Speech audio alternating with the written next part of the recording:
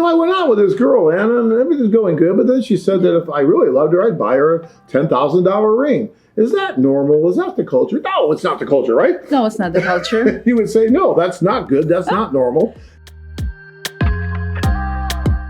So Rob says, what process is in place to read up to prevent bad apple, quote unquote, bad apple women on the site? So what would you say to that? I would say, guys, to make sure that you know what you're looking for, to not to write many letters, but do video call to see the lady, and to keep age range. Not if you're 80, the girl 20, probably going to be a bad apple for you. Just to understand what you want, what you need, talk to the girl, understand what she wants from life, and if it's matching your life. If she's a city girl and she wants to go out, she wants to do shopping, Gucci shoes, bags and everything, and you from suburban, you go to the city once in a month, for just to buy grocery, that's probably not gonna fit. If it's not gonna fit, it doesn't mean that she's bad apple. She's not just not gonna fit your lifestyle. Well, I think he's talking about like really bad apples. Like, do we do any kind of vetting process when they join? Are we checking anything? Of course. So what do we do?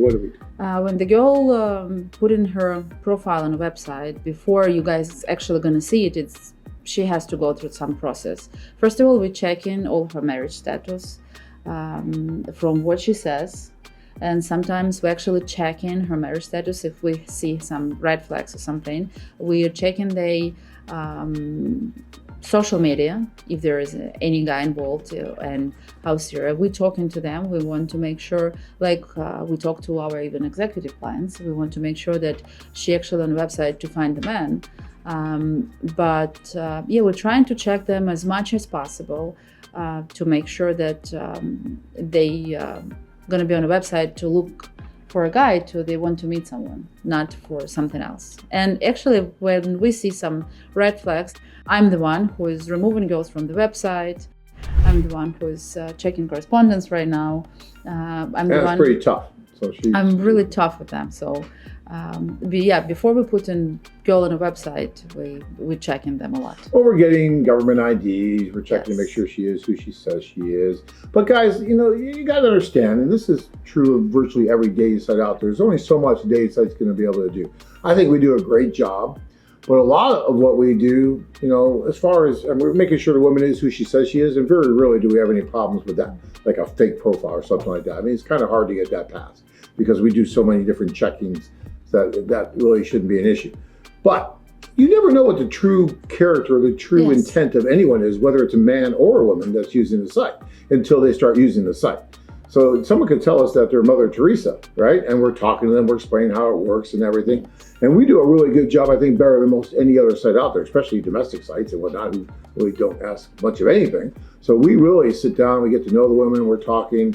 And sometimes the women understand, oh, well, this might not be a great site for me then, because they had other agendas, let's say.